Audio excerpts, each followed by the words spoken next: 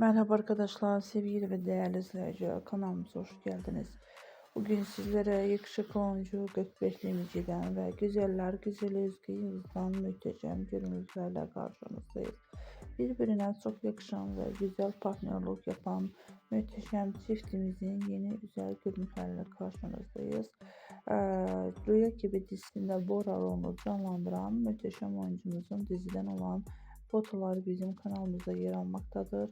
Eee, Diziden olan yeni olayların, yeni fotoların ardının gelmesini istiyorsanız bizim kanalımıza abone olmayı unutmayın. Buyurun videomuzu izlemeyi.